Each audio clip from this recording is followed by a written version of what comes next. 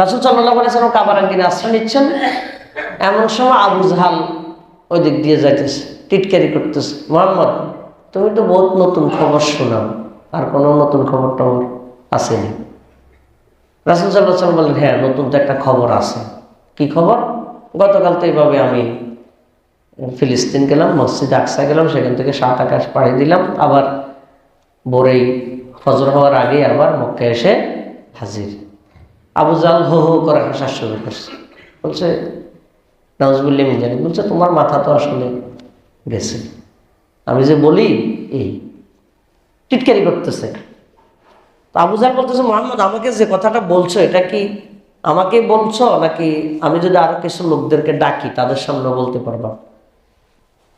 রাসূল সাল্লাল্লাহু আলাইহি ওয়াসাল্লাম বলছেন, অন্যদের সামনে বলতে পারবো। আবু জাহল চিন্তা করছে এই তো সুযোগ, সবার সামনে মুহাম্মদ সাল্লাল্লাহু আলাইহি ওয়াসাল্লামকে একটু ঘায়েল করার জন্য এটা একটা সুযোগ, যে সবার সামনে ওনাকে নেগেটিভ সাব্যস্ত করা হবে। আবু জাহল এখন দাওয়াতি কাজ শুরু করছে, আসেন আসেন নতুন খবর শুনুন। মানে বিরোধিতা করতে গিয়ে আবু জাহল দাওয়াতি কাজ করতেছে। আবু জাহল 1 নম্বরে পেয়ে গেছে আবু বকর রাদিয়াল্লাহু তাআলা, বলছে আবু বকর বলো তো দেখি, কেউ যদি এরকম এরকম বলে এগুলো কি বিশ্বাসযোগ্য কথা? আবু বকর রাদিয়াল্লাহু তাআলা বলছেন, না এগুলো তো অবিশ্বাস্য কথা, এটা কেমনে সম্ভব? আবু জাহল বলতেছে, হ্যাঁ তুমি একটু বুদ্ধিমান আছো, আমি এই জন্য তোমারে জিজ্ঞাসা করতেছি, এই যে আর কতদিন মুহাম্মদের পিছনে ঘুরবা? মুহাম্মদ সাল্লাল্লাহু আলাইহি সাল্লাম, সে তো সাল্লাল্লাহু আলাইহি সাল্লাম বলতেছে না, যে এরকম কথা বলে এগুলো কি, মানে আর কত চলবে এই পথে? আবু বকর রাদিয়াল্লাহু তাআলা বলছেন, আবু জাহল তুমি কি বলছেন, মানে এটা কি? আবু জাহল বলতেছে, আবু বকর তোমার যদি বিশ্বাস যদি না হয় তুমি নিজে গিয়ে জিজ্ঞাসা করো। আবু বকর রাদিয়াল্লাহু তাআলা বলছেন, আবু জাহল সত্যি বলো তো, মুহাম্মদ সাল্লাল্লাহু আলাইহি সাল্লামের মুখ থেকে তুমি কি এমনটা শুনছো?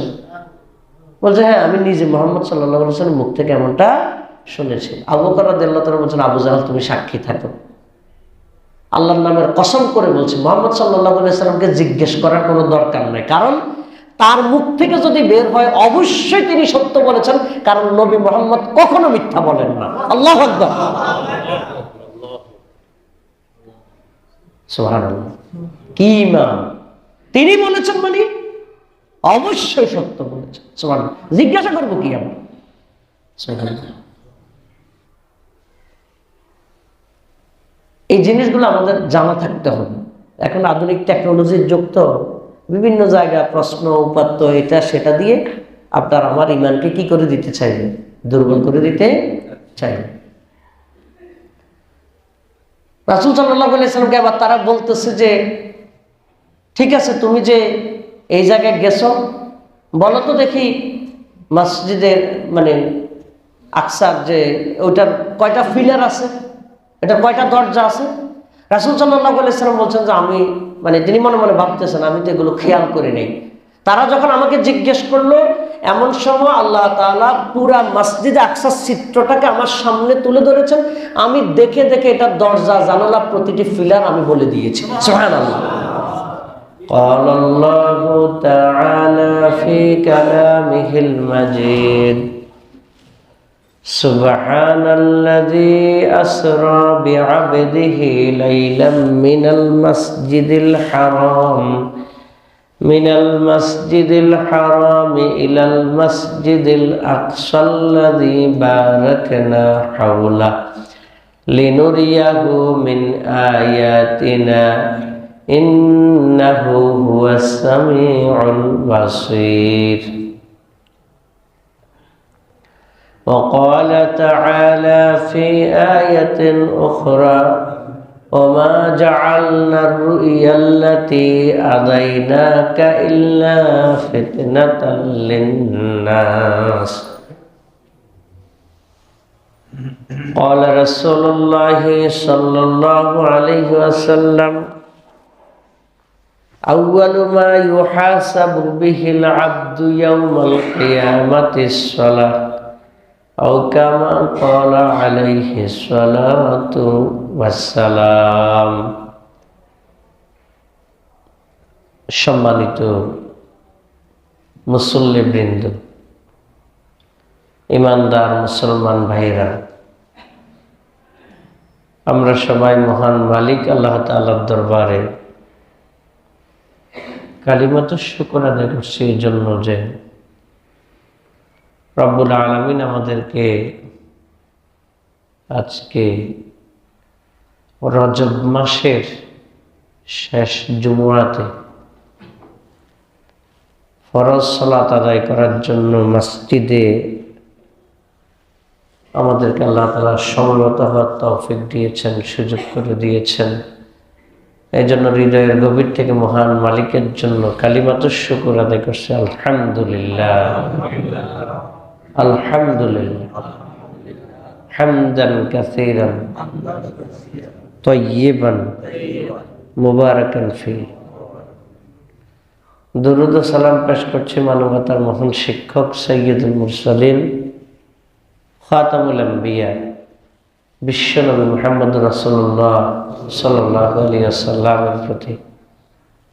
পৃথিবীর শুরু থেকে নিয়ে আজ পর্যন্ত যারা যেখানে দ্বীনের জন্য ভূমিকা পালন করেছেন তাদের সকলের জন্য আল্লাহ তাআলার দরবারে জান্নাতের সুউচ্চ মর্যাদা কামনা করছে, আল্লাহুম্মা আমিন।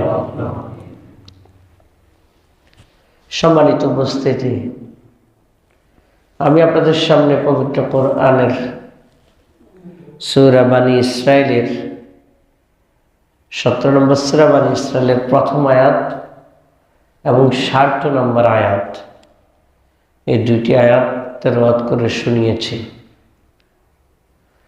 রাসূল করিম সাল্লাল্লাহু আলাইহি ওয়াসাল্লামের পবিত্র জবান থেকে আগত অনেকগুলো হাদিসের মধ্য থেকে একটা হাদিস পাঠ করে শোনালাম। যে দুটি আয়াত আমরা শুনলাম, যে একটা হাদিস আমরা শুনলাম, সে আয়াত এবং হাদিসের আলোকে আজকে আমরা রাসূল করিম সাল্লাল্লাহু আলাইহি ওয়াসাল্লামের জীবনে ঘটে যাওয়া একটি গুরুত্বপূর্ণ অধ্যায়, একটি গুরুত্বপূর্ণ ঘটনা, মেরাজের ঘটনা, মেরাজের শিক্ষা, মেরাজের অবস্থা, প্রেক্ষাপট, এই বিষয়গুলো আমরা কোরআন এবং হাদিস থেকে জানার জন্য চেষ্টা করব ইনশাআল্লাহ।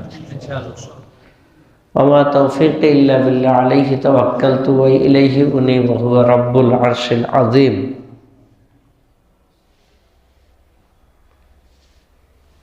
সম্মানিত উপস্থিতি, আমি যে আয়াতটা তেলাওয়াত করেছি সেটা হলো সূরা বানী ইসরাইল আয়াত নম্বর 1। আল্লাহ তাআলা বলেন, সুবহানাল্লাযী আসরা বিআবদিহি। সুবহানা, অতি পবিত্র সেই মহান আল্লাহ যিনি তার বান্দাকে রাতের কিছু অংশে সফর করিয়েছেন মসজিদে হারাম থেকে মসজিদে আকসার দিকে, এবং আল্লাহ তাআলা বলেন এর চতুর্দিকে আমি বরকত দিয়ে ডেকে রেখেছি। সুবহানাল্লাহ। এই কাজটা কেন হয়েছে? লিনুরিয়াহু মিন আয়াতিনা, যাতে করে আমি তাকে আমার অনেক নিদর্শন থেকে কিছু নিদর্শন দেখাতে পারি। সুবহানাল্লাহ। ইন্নাহু হুয়াস সামিউল বাসীর, নিশ্চয় তিনি সর্বশ্রোতা এবং সর্বদ্রষ্টা, সব শুনেন, সব দেখেন।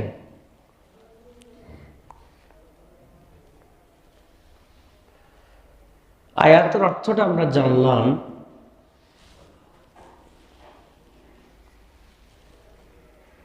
এখন হলো রজব মাস চলছে,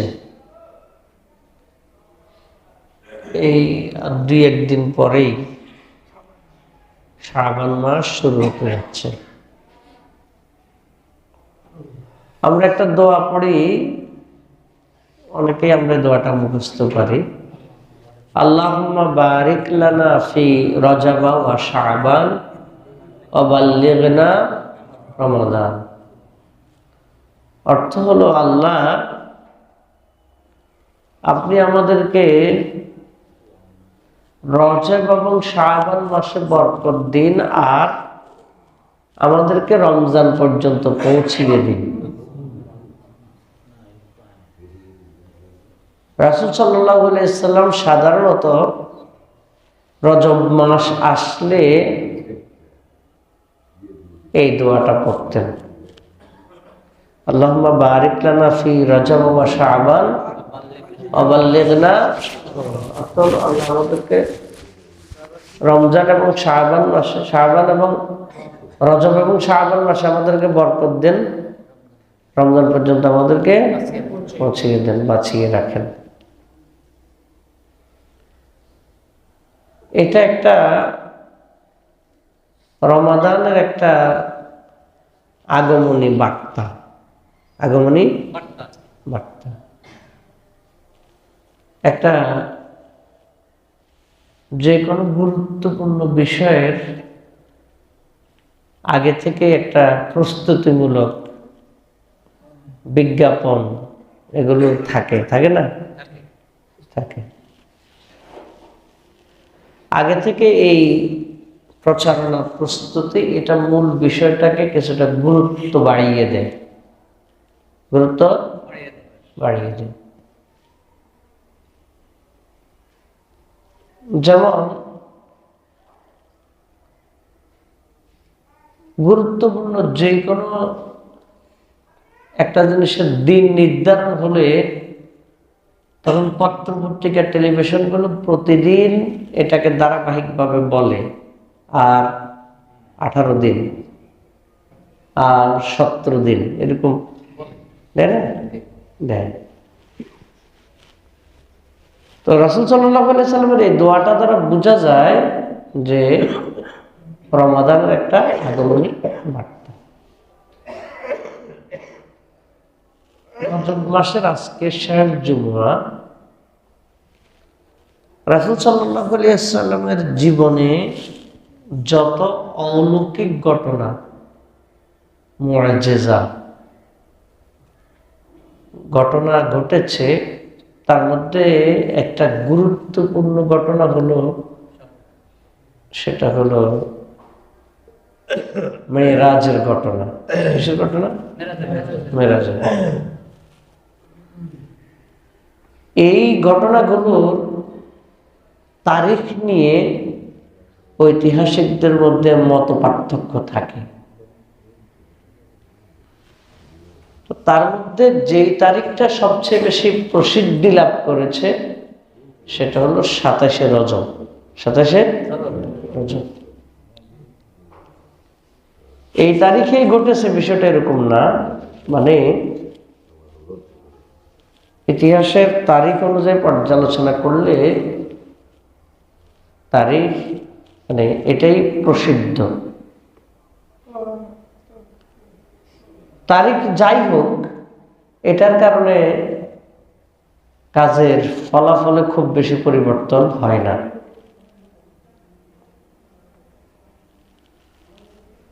এজন্য আমরা মূল বিষয়টা একটু জানার জন্য চেষ্টা করব ইনশাআল্লাহ। মুআজিজা শব্দের অর্থ হলো অক্ষমকারী, অক্ষমকারী অর্থাৎ যেটা অন্য কিছুকে অক্ষম করে দেয়, অক্ষম করে দেয়। আল্লাহ তাআলা রাসূল সাল্লাল্লাহু আলাইহি ওয়াসাল্লামকে যে মুআজিজাগুলো দিয়েছেন অনেক আছে, তার মধ্য থেকে রাসূল সাল্লাল্লাহু আলাইহি ওয়াসাল্লামের পক্ষ থেকে যেটা বিশ্ববাসীর মধ্যে চ্যালেঞ্জ হিসাবে আছে সেটা হলো আল কোরআন। সুবহানাল্লাহ, এটা হলো রাসূল সাল্লাল্লাহু আলাইহি ওয়াসাল্লামের সবচেয়ে বড় মুআজিজা, আল কোরআন। এরকম বহু আছে যেমন একটা যুদ্ধে, একটা অভিযানে রাসূল সাল্লাল্লাহু আলাইহি ওয়াসাল্লাম জাবের রাদিয়াল্লাহু তাআলা আনহুকে চুপে চুপে বললেন যে জাবের, ক্ষুধা লেগেছে, বাড়িতে কোনো খাবার দাবারের ব্যবস্থা করা যায় কিনা। তো জাবের রাদিয়াল্লাহু তাআলা আনহু ঘরের দিকে গেলেন, থাকার জায়গায় গিয়ে একটু খোঁজ খবর নিলেন, এসে রাসূল সাল্লাল্লাহু আলাইহি ওয়াসাল্লামকে জানালেন কয়েকটা রুটি আর হালকা কিছু গোশত এগুলো আছে, এগুলো রেডি করা হচ্ছে। কানে কানে এসে বলছেন, প্রায় 1400 সাহাবী ছিল। রাসূল সাল্লাল্লাহু আলাইহি ওয়াসাল্লাম বলতেছেন, এই সবাই চলো, জাবেরে খাবারের দাওয়াত দিয়েছে। সুবহানাল্লাহ। কতজন? 1400। খাবার কতটুকু? ওই কয়েকটা রুটি আর হলো এক পাতিলের কিছু অংশ গোশত। জাবের রাদিয়াল্লাহু তাআলা বলতেছে, আমি তো মনে মনে শেষ, মনে মনে শেষ। কি এর মধ্যে পড়লাম, কি বিপদে পড়লাম। বলছে, আমি রাসূল সাল্লাল্লাহু আলাইহি ওয়াসাল্লামকে এটা বুঝাইতে চাইলাম যে খুবই কম, কিন্তু আপনি তো সবারে ডাক দিয়ে তো একটা মানে কি ঘটনা ঘটাচ্ছেন। রাসূল সাল্লাল্লাহু আলাইহি ওয়াসাল্লাম বললেন যে চলো, তোমার কিছু বলার দরকার নেই। তো পাতিলটা নিয়ে আসা হলো। বলতে ডাকনা তোলার দরকার নেই। রাসূল সাল্লাল্লাহু আলাইহি ওয়াসাল্লাম নিজ হাতে সবাইকে পাতিল থেকে দিচ্ছেন দিচ্ছেন দিচ্ছেন দিচ্ছেন, দিতে দিতে 1400 জন সবাই খাওয়া শেষ হওয়ার পরে আর কেউ বাকি আছে না? আর কেউ বাকি নেই, সবাই পরিতৃপ্ত। হ্যাঁ, সবাই পরিতৃপ্ত। আবার ডাকনা তোলার পরে দেখা গেল পাতিলে সব রয়ে গেছে। সুবহানাল্লাহ।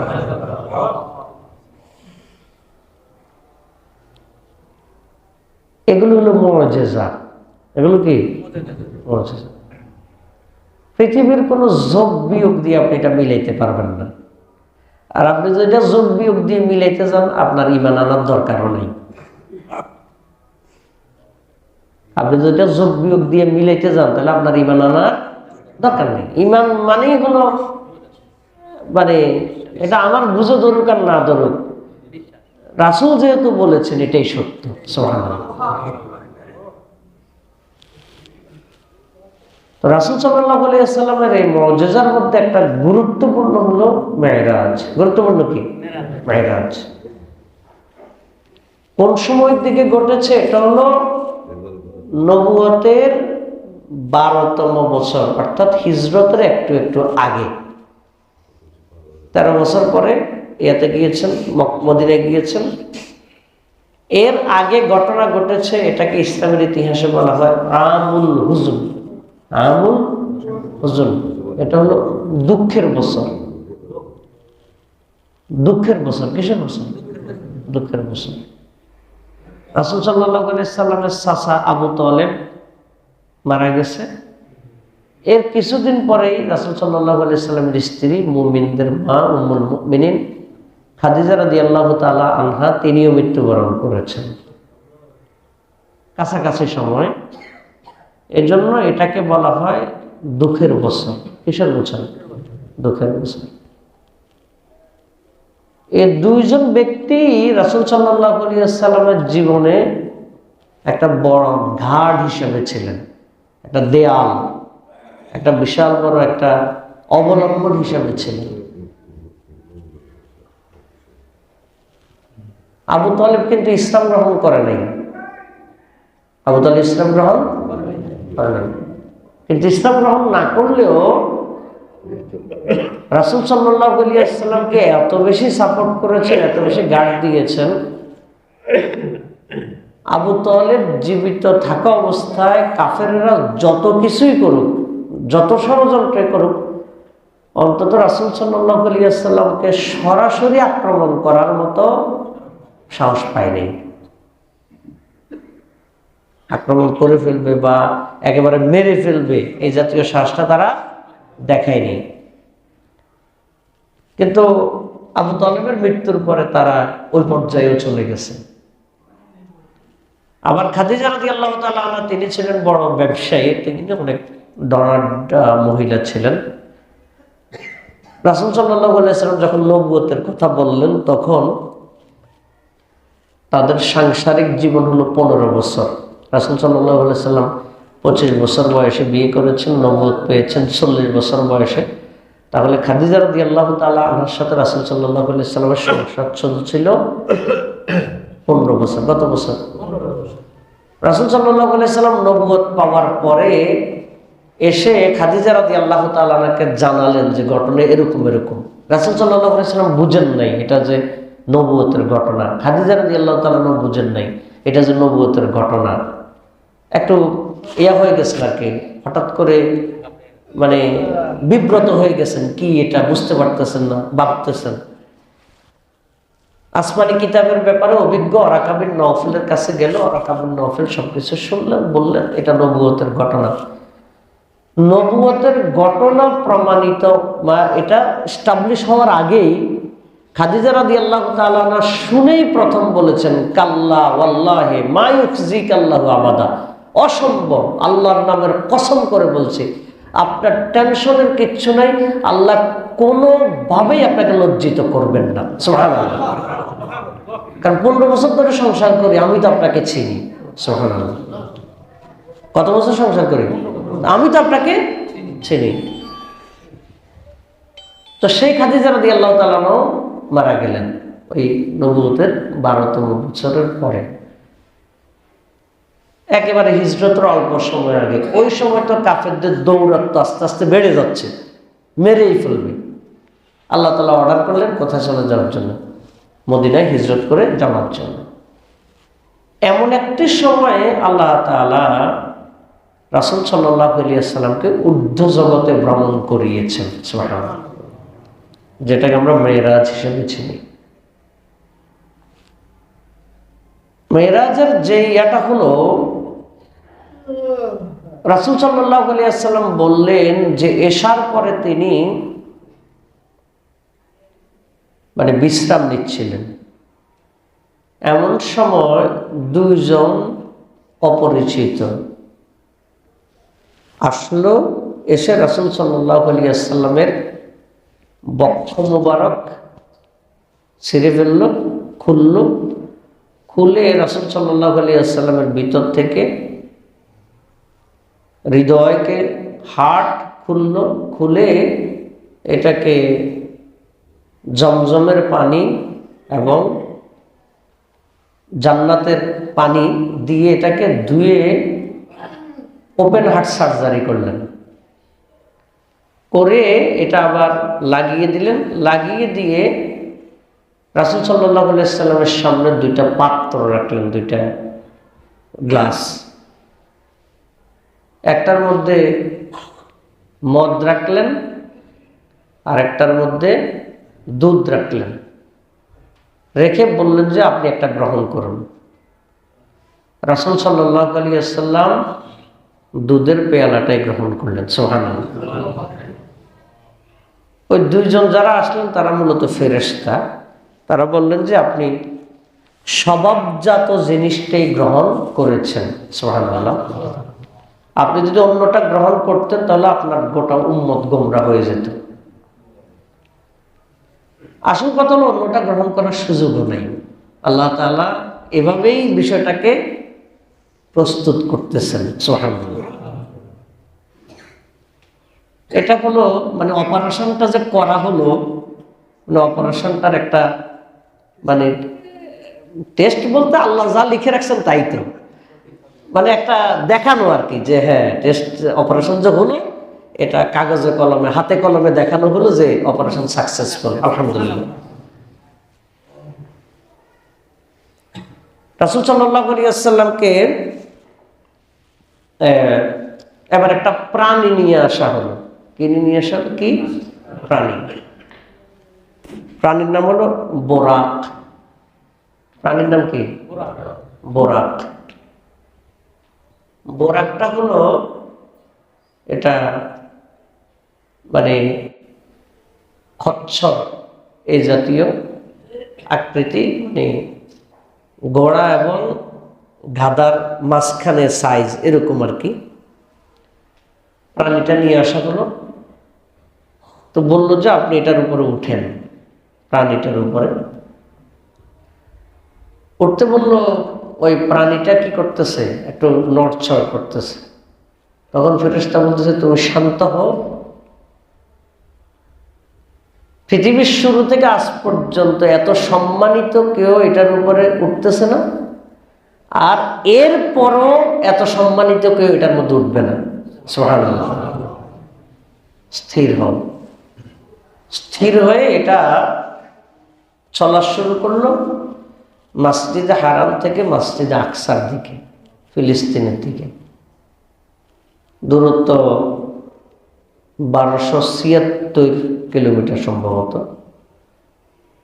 চোখের পলকে যতটুকু যায় তার চাইতেও বেশি গতিতে এটা যাওয়া শুরু করলো। স্বাভাবিকভাবে তখনকার দিনে যেহেতু আধুনিক যানবাহন ছিল না, মানে ইঞ্জিন জাতীয়, যেটা এখন বাস, গাড়ি, হেলিকপ্টার, বিমান, এই জাতীয় কিছু তো ছিল, সাধারণ প্রাণী।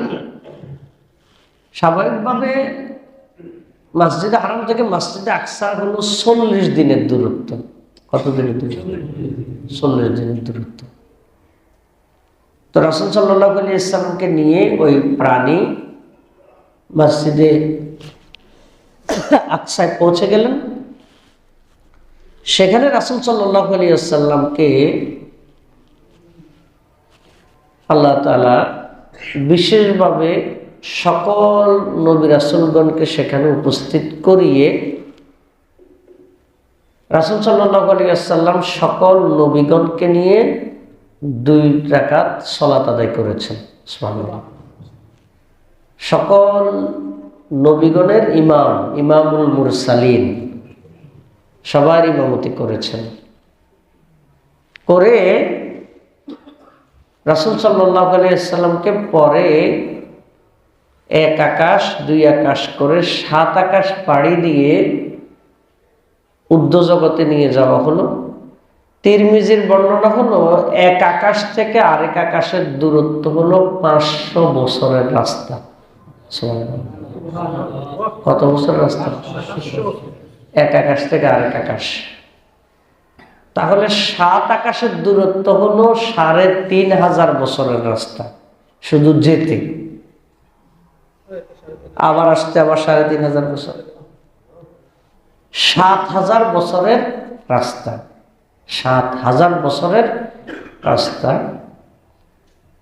রাসূল সাল্লাল্লাহু আলাইহি ওয়াসাল্লামকে ওই সফরটা 7 আকাশ পাড়ি দিয়ে আল্লাহ তাআলার সাথে সাক্ষাৎ করিয়ে কথা বলিয়ে জান্নাত জাহান্নাম দেখে আবার ফজরের আগেই মক্কায় এসে হাজির। সুবহানাল্লাহ। আপনার আমার কাছে মনে হবে এটা কিভাবে সম্ভব? এটা তো পৃথিবীর কোনো যোগ বিয়োগে মিলে না। এই জন্য আল্লাহ তাআলা আয়াতটা শুরু করলেন সুবহানাল্লাযী আসরা। সুবহান মানে হলো আল্লাহ তাআলা তিনি এমন এক সত্তা যিনি সকল দুর্বলতা থেকে মুক্ত। সুবহানাল্লাহ। অর্থাৎ আপনার আমার প্রশ্ন হলো এটা কিভাবে সম্ভব? আল্লাহ তাআলা বলছেন আমি সুবহান, আমার দ্বারা সবই সম্ভব। সুবহানাল্লাহ। অর্থাৎ তোমার যোগ বিয়োগে যেটা ধরে না আমি সেটা। সুবহানাল্লাহ। এজন্য শুরুটাই হয়েছে কি দিয়ে?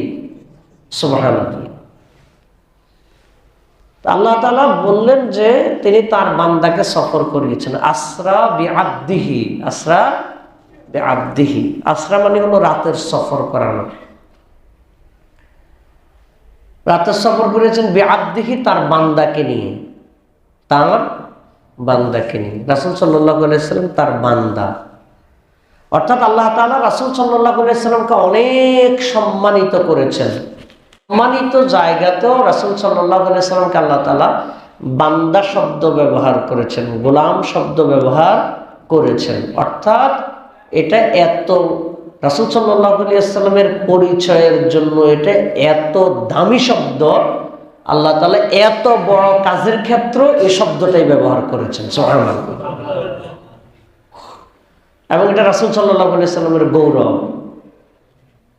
যে আমি আল্লাহর বান্দা, আমি আল্লাহর বান্দা। কেউ যখন গুরুত্বপূর্ণ কোনো মানুষের সাথে থাকে, তার উপকারটুকু করে, কেউ বাড়তি করে কিন্তু করতে চায় না। অনেক সময় কেউ কেউ বলে যে তুই হলি ওর সামসা, এরকম বলে না? বলে কিনা? তো বলে যে আমি ওর সামসা হলে এটাতে আমি গর্বিত, মানে সেটার কি নেই, ক্রেডিট নেই, কি নেই, ক্রেডিট নেই, গর্ব করে, মানে এটার সে অপমান মনে করে না।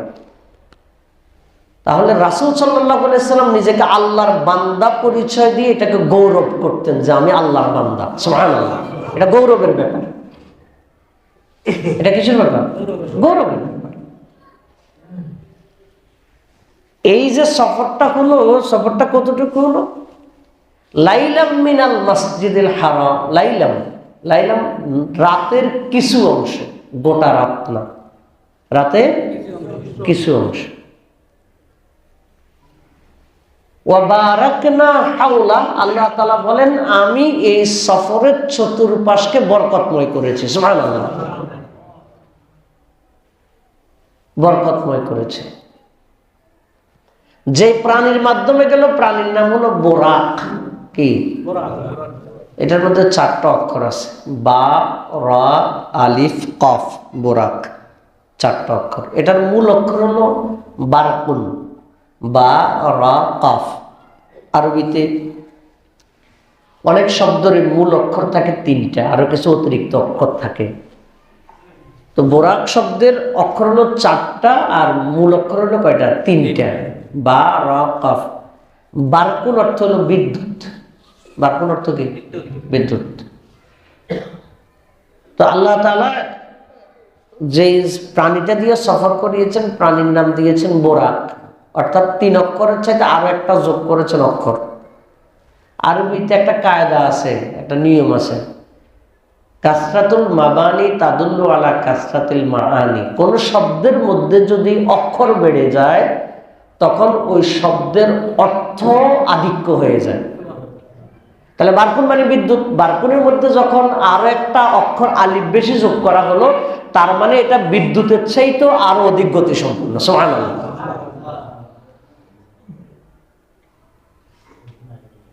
বিদ্যুতের চাইতে আরো বেশি গতি সম্পন্ন। এখন কথা হলো এত গতি এটা মানুষের শরীর সইতে পারে? প্রশ্ন না? এত গতি এটা কি মানুষের শরীর সইতে পারে? মোটরসাইকেলে মানে সামনে জন ড্রাইভ করতেছে ধরেন 100 গতিতে, পিছনের জন শুধু বারবার তারে আস্তে আস্তে, মানে 100 গতিতে তো কিয়ামত। তাহলে এই গতির বাহন এটা মানুষের শরীর সইতে পারে কিভাবে?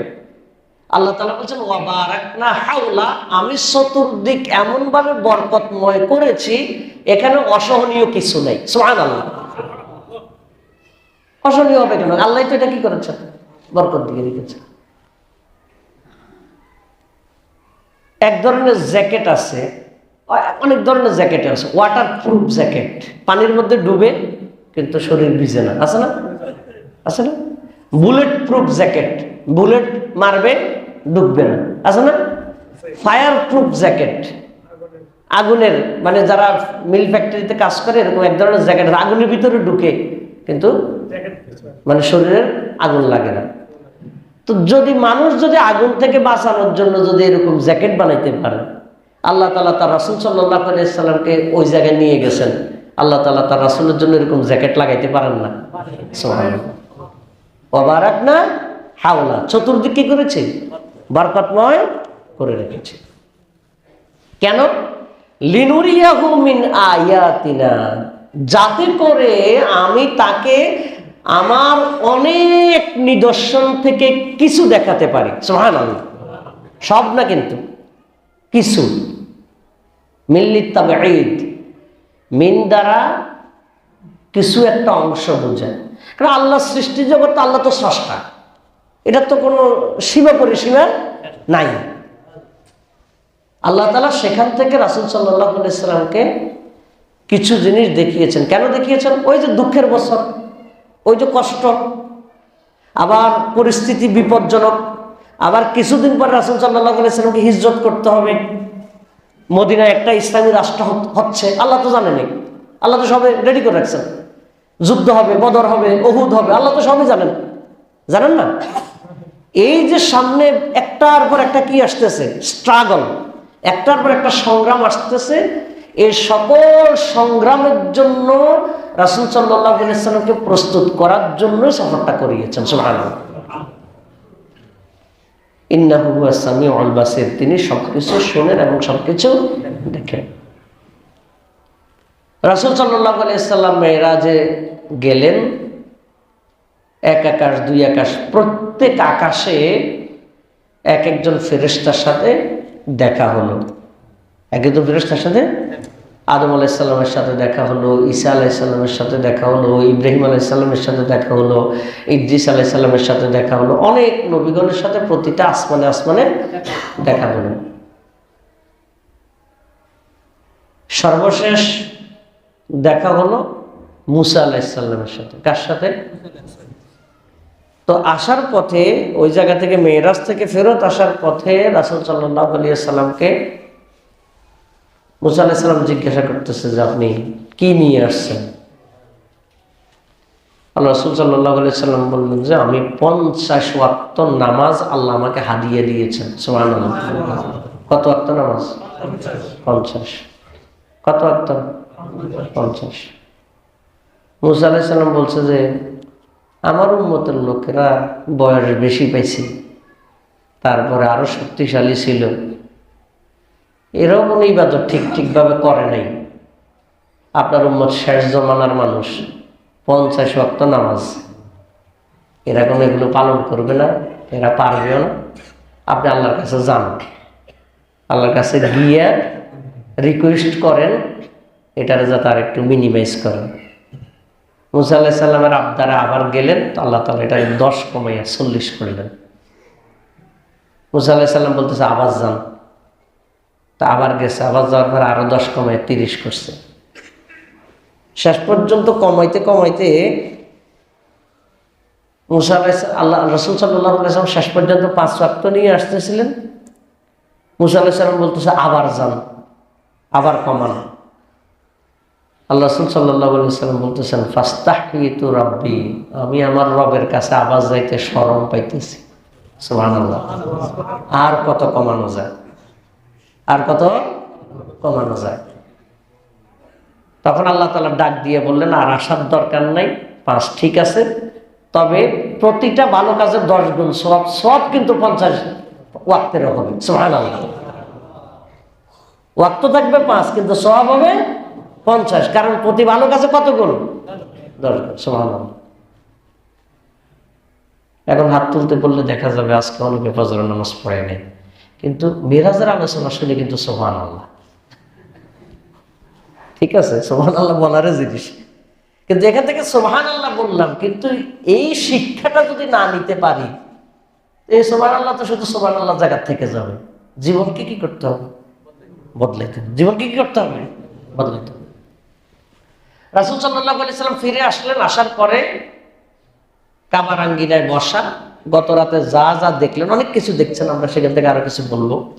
যা যা দেখলেন রাসূল সাল্লাল্লাহু আলাইহি সাল্লাম একটু এমনিতেই ভাবতেছেন কি করা যায়। গতকাল যা দেখলাম এগুলো যদি বলি, এমনিতেই তো ওরা আমার যা তা বলে, এখন যদি এই মানে অসম্ভব ঘটনা যদি তাদেরকে শুনাই, তারা তো আরো পাগলামি শুরু করে দেবে। রাসূল সাল্লাল্লাহু আলাইহি সাল্লাম কাবার আঙ্গিনে আশ্রয় নিচ্ছেন, এমন সময় আবু জাহাল ওই দিক দিয়ে যাইতেছে, টিটকারি করতেছে, মুহাম্মদ তুমি তো বহুত নতুন খবর শোনাও, আর কোনো নতুন খবর টবর আসেনি? রাসূল সাল্লাল্লাহু আলাইহি সাল্লাম বললেন হ্যাঁ, নতুন তো একটা খবর আছে। কি খবর? গতকাল তো এইভাবে আমি ফিলিস্তিন গেলাম, মসজিদ আকসা গেলাম, সেখান থেকে 7 আকাশ পাড়ি দিলাম, আবার ভোরেই ফজর হওয়ার আগে আবার মক্কায় এসে হাজির। আবু জাহল হো হো করে হাসা শুরু করছে। বলছে নাউজুবিল্লাহ মিন যালিক, বলছে তোমার মাথা তো আসলে গেছে, আমি যে বলি এই টিটকারি করতেছে। তো আবু জাহল বলতেছে, মুহাম্মদ আমাকে যে কথাটা বলছো এটা কি আমাকেই বলছো, নাকি আমি যদি আরো কিছু লোকদেরকে ডাকি তাদের সামনে বলতে পারবা? রাসূল সাল্লাল্লাহু আলাইহি ওয়াসাল্লাম বলছেন অন্যদের সামনে বলতে পারবো। আবু জাহল চিন্তা করছে এই তো সুযোগ, সবার সামনে মুহাম্মদ সাল্লাল্লাহু আলাইহি ওয়াসাল্লামকে একটু ঘায়েল করার জন্য এটা একটা সুযোগ, যে সবার সামনে ওনাকে নেগেটিভ সাব্যস্ত করা হবে। আবু জাহল এখন দাওয়াতি কাজ শুরু করছে, আসেন আসেন নতুন খবর শুনেন। মানে বিরোধিতা করতে গিয়ে আবু জাহল দাওয়াতি কাজ করতেছে। আবু জাহল এক নম্বরে পেয়ে গেছে আবু বকর রাদিয়াল্লাহু তাআলা, বলছে আবু বকর বলো তো দেখি, কেউ যদি এরকম এরকম বলে এগুলো কি বিশ্বাসযোগ্য কথা? আবু বকর রাদিয়াল্লাহু তাআলা বলছেন না, এগুলো তো অবিশ্বাস্য কথা, এটা কেমনে সম্ভব? আবু জাহল বলতেছে হ্যাঁ, তুমি একটু বুদ্ধিমান আছো, আমি এই জন্য তোমারে জিজ্ঞাসা করতেছি, এই যে আর কতদিন মুহাম্মদের পিছনে ঘুরবা? মুহাম্মদ সাল্লাল্লাহু আলাইহি সাল্লাম, সে তো সাল্লাল্লাহু আলাইহি সাল্লাম বলতেছে না, যে এরকম কথা বলে এগুলো কি, মানে আর কত চলবে এই পথে? আবু বকর রাদিয়াল্লাহু তাআলা বলছেন আবু জাহল তুমি কি বলছেন, মানে এটা কি? আবু জাহল বলতেছে আবু বকর তোমার যদি বিশ্বাস যদি না হয় তুমি নিজে গিয়ে জিজ্ঞাসা করো। আবু বকর রাদিয়াল্লাহু তাআলা বলছেন আবু জাহল সত্যি বলো তো, মুহাম্মদ সাল্লাল্লাহু আলাইহি সাল্লামের মুখ থেকে তুমি কি এমনটা শুনছো? বলছে হ্যাঁ, আমি নিজে মুহাম্মদ সাল্লাল্লাহু আলাইহি সাল্লামের মুখ থেকে এমনটা শুনেছি। আবু বকর রাদিয়াল্লাহু তাআলা বলছেন আবু জাহল তুমি সাক্ষী থাকো, আল্লাহর নামের কসম করে বলছি মুহাম্মদ সাল্লাল্লাহু আলাইহি সাল্লামকে জিজ্ঞেস করার কোনো দরকার নেই, কারণ তার মুখ থেকে যদি বের হয় অবশ্যই তিনি সত্য বলেছেন, কারণ নবী মুহাম্মদ কখনো মিথ্যা বলেন না। আল্লাহু আকবার, সুবহানাল্লাহ, কি ঈমান!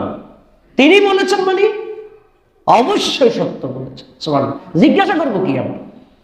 সুবহানাল্লাহ,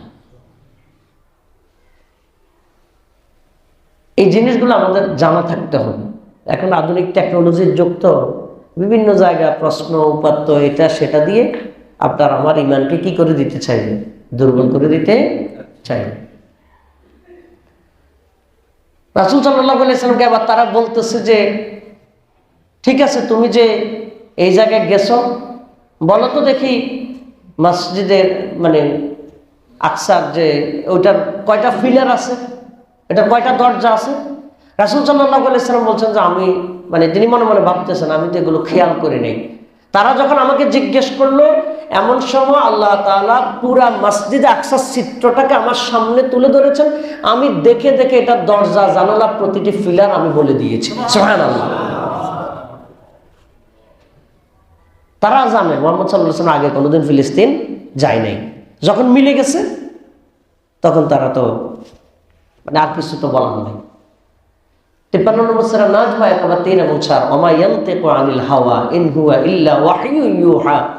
নবী সাল্লাল্লাহু আলাইহি ওয়াসাল্লাম নিজের থেকে কোনো কথা বলেন না, তিনি যা বলেন তা আল্লাহর পক্ষ থেকে ওয়াহী। সুবহানাল্লাহ, জান্নাত দেখেছেন, জাহান্নাম দেখেছেন, রাসূল সাল্লাল্লাহু আলাইহি ওয়াসাল্লামের সাথে কথা আল্লাহ তাআলার সাথে কথা বলেছেন, আল্লাহ তাআলার সাথে সাক্ষাৎ হয়েছে নাকি হয়নি এটা নিয়ে মুফাসসিরিন কিরামদের মাঝে বিশাল পর্যালোচনা আছে। এর জন্য আমরা ওইটাতে মানে এটা অনেক দীর্ঘ আলোচনা, এবং আপনি এটার ঘন্টার পর ঘন্টা আলোচনা করলে এটা মানে আপনি সমাধানে যেতে পারবেন না, জ্ঞান যদি ওইভাবে না থাকে। কিন্তু কথা বলেছেন এই ব্যাপারে সকল মুফাসসিরিন কিরাম একমত।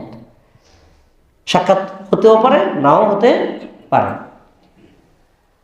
আল্লাহ তাআলার সাথে কথা বলে এসেছেন, সাক্ষাৎ হয়েছে। সেখানে রাসূল সাল্লাল্লাহু আলাইহি ওয়াসাল্লাম বেশ কিছু বিশেষ দৃশ্য, বিশেষ পরিস্থিতি আল্লাহ তাআলা রাসূল সাল্লাল্লাহু আলাইহি ওয়াসাল্লামকে জানিয়েছেন ফেরেশতাদের মাধ্যমে। রাসূল সাল্লাল্লাহু আলাইহি ওয়াসাল্লাম এক জায়গায় হাঁটতে হাঁটতে হঠাৎ করে জান্নাতের একটা ঘরের কাছ দিয়ে যাওয়ার সময় দেখলেন ভিতরে মনে হয় যেন বেলাল রাদিয়াল্লাহু তাআলার পায়ের আওয়াজ শোনা যাচ্ছে। সুবহানাল্লাহ, বেলাল রাদিয়াল্লাহু তাআলা তো জমিনে দুনিয়াতে এখনো মরে নাই, কিন্তু পায়ের আওয়াজটা কার মতো? বেলালের মতো। তো আল্লাহ রাসূল সাল্লাল্লাহু আলাইহি ওয়াসাল্লাম এসে বললেন যে বেলাল, আমি যখনই মানে আমি জান্নাতে তোমার পায়ের আওয়াজ শুনতে পেলাম। সুবহানাল্লাহ। ঘটনা কি? বেলাল রাদিয়াল্লাহু তাআলা বলছেন যে আমি তো খুব বেশি কিছু একটা করি না, তবে আমি যখনই ওযু করি তখনও ওযুর সম্মানার্থে আমি 2 রাকাত নামাজ পড়ি। সুবহানাল্লাহ। তাহিয়াতুল ওযু, অর্থাৎ ওযুকে সম্মান জানানো, ওযুকে মানে ওযুর প্রতি সম্মান দেখানো। ওযু করলাম, 2 রাকাত নামাজ পড়লাম। রাসূল সাল্লাল্লাহু আলাইহি ওয়াসাল্লাম সেখানে আরো বিপজ্জনক কিছু পরিস্থিতিতেও দেখেছেন। একটা মহিলাকে বুকের মধ্যে আংটা লাগিয়ে তাকে জাহান্নামের মধ্যে ঝুলানো হচ্ছে। আংটা তো বুঝেন, ওই যে মশারি আটকানোর জন্য লাগে না, হুক, এরকম তার বুকের মধ্যে হুক লাগিয়ে তাকে জাহান্নামের মধ্যে লটকিয়ে তাকে ঝুলানো হচ্ছে, শাস্তি দেওয়া হচ্ছে। আল্লাহ রাসূল সাল্লাল্লাহু আলাইহি ওয়াসাল্লাম ভয় পেয়ে গেলেন, একটু মানে একটা অস্বাভাবিক। রাসূল সাল্লাল্লাহু আলাইহি ওয়াসাল্লাম বললেন যে এই মহিলাকে এমনভাবে শাস্তি দেওয়া হচ্ছে কেন? তখন রাসূল সাল্লাল্লাহু আলাইহি ওয়াসাল্লামকে জানানো হলো এই মহিলা হলো এমন মহিলা যে একটা বিড়ালকে বন্দি করে রেখেছে, বিড়ালকে খাবার দিয়ে নেই, বিড়ালকে খাবার দেয় নাই। এই খাবার না দেওয়ার কারণে খাবার না খেতে খেতে বিড়ালটা মারা গেছে খাবারের অভাবে। এই মহিলাটা বিড়ালটাকে খাবার যেহেতু দেয় নাই, ছেড়ে দিত, তাহলে বিড়াল নিজের মতো করে খাবার খুঁজে খেত, অথবা আটকায় যেহেতু রেখেছে তাহলে খাবার দিত, কিন্তু খাবারও দেয় নাই, ছেড়েও দেয়নি। একটা বিড়ালকে জুলুম করার কারণে আল্লাহ তাআলা এই মহিলাকে এবং শাস্তি দিচ্ছে। রাসূল সাল্লাল্লাহু আলাইহি ওয়াসাল্লাম হাদিসটা জানালেন। কত কঠিন কথা চিন্তা করেন, একটা বিড়ালের উপরে জুলুম করলে যদি এই অবস্থা হয়, তাহলে যারা নিরপরাধ মানুষদের উপর জুলুম করে তাদের অবস্থাটা কেমন হবে? এই জন্য মেরাজের ঘটনা থেকে আমাদেরকে কি নিতে হবে? শিক্ষা নিতে হবে। রাসূল সাল্লাল্লাহু আলাইহি ওয়াসাল্লাম দেখলেন কিছু মানুষ রক্ত নদীর মধ্যে সাঁতার কাটতেছে। কিসের মধ্যে? রক্ত নদী, মানে পুরা নদী রক্তে ভরা, বিশাল বড় পেট, মটকার মতো এক একটা পেট, পেটের ভিতরে সাপ কিলবিল করতেছে, একবার ডানে হেলতেছে আরেকবার বামে হেলতেছে, নিজের পেটটা নিজের কাছে বিশাল বড় বোঝা, যন্ত্রণা, রক্ত নদীর মধ্যে শুধু হাবুডুবু খাচ্ছে। রাসূল সাল্লাল্লাহু আলাইহি ওয়াসাল্লাম বললেন এরা কারা? বলা হলো এরা হলো সুদখোর। এরা কি? সুদখোর। রাসূল সাল্লাল্লাহু আলাইহি ওয়াসাল্লাম দেখলেন কিছু লোক নিজেদের নখ, তামার নখ, বিশাল বড় বড় নখ দিয়ে নিজেদের মুখ নিজেরা এভাবে খামচাচ্ছে, নিজের মানে নিজের চেহারা নিজে রক্তাক্ত করে বলতেছে তামার নখ দিয়ে। রাসূল সাল্লাল্লাহু আলাইহি ওয়াসাল্লাম জিজ্ঞাসা করলেন এরা কারা? রাসূল সাল্লাল্লাহু আলাইহি ওয়াসাল্লামকে জানানো হলো এরা হলো তারা যারা মানুষের বদনাম করত, মিথ্যা বদনাম, মানুষের নামে অপবাদ দিত, গীবত করত, এরা হলো তারা। রাসূল সাল্লাল্লাহু আলাইহি ওয়াসাল্লাম এই চিত্রগুলো দেখলেন।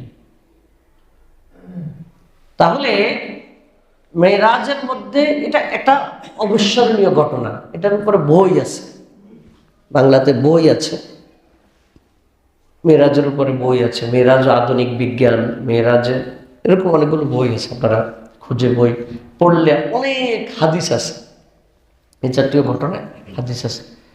তো মূল বিষয় হলো আমাদেরকে 2টা জিনিস জানতে হবে। একটা হলো ঈমান, অর্থাৎ এই ঘটনাটা পুরাটা যথাযথভাবে বিশ্বাস করতে হবে। পারা যাবে তো ইনশাআল্লাহ? সন্দেহ আছে নাকি? এক। দ্বিতীয় কথা হলো রাসূল সাল্লাল্লাহু আলাইহি ওয়াসাল্লাম যা দেখে এসেছেন তার ভালোটা গ্রহণ করতে হবে, মন্দ যেটা বলেছেন সতর্ক করেছেন মন্দটা কি করতে হবে? পরিহার করতে হবে। তাহলে হলো মেরাজের শিক্ষাটা কাজে লাগবে। এছাড়া দয়াল নবী গেলেন মেরাজে শুধু বলে লাভ হবে না, শুধু মাথা ঝুঁকাইলে লাভ হবে না। কথা কি বুঝে আসছে কিনা? আরেকটা প্রশ্ন করা হয় যে এটা কি সরাসরি হলো নাকি স্বপ্ন যুগে হলো? একটা কেউ এটা প্রশ্ন করে। এই প্রশ্নটা দুর্বল প্রশ্ন, কারণ স্বপ্ন যুগে যদি হয় তাহলে তো আপত্তি কিছু করার কথা না, কারণ স্বপ্নে তো আপনিও আমেরিকার প্রেসিডেন্ট হয়ে যান। স্বপ্ন তো স্বপ্ন, স্বপ্ন তো স্বপ্ন। স্বপ্ন যদি হয় তাহলে তো আরবের লোকেরা অস্বীকার করারও কিছু নেই, অস্বীকার করার কিছু আছে? স্বপ্নে তো কত লোকে কত কিছু দেখে, এটা স্বপ্নে ছিল না, এটা একেবারে বাস্তব সশরীরেই ছিল। এটা হলো আহলে সুন্নাত ওয়াল জামাতের আকীদা, এটা সরেজমিনে সশরীরেই হয়েছে। আল্লাহ তাআলার দ্বারা সবই সম্ভব। আল্লাহ তাআলা আমাদের সবাইকে ঈমান মজবুত করার জন্য এবং এই ঐতিহাসিক মুজিজার ঘটনা থেকে আমাদেরকে শিক্ষা নেওয়ার জন্য তৌফিক দান করুন। আল্লাহুম্মা আমিন। সুবহানাকা আল্লাহুম্মা ওয়া বিহামদিকা আশহাদু আল্লা ইলাহা ইল্লা আনতা আস্তাগফিরুকা ওয়া আতুবু ইলাইক। আসসালামু আলাইকুম।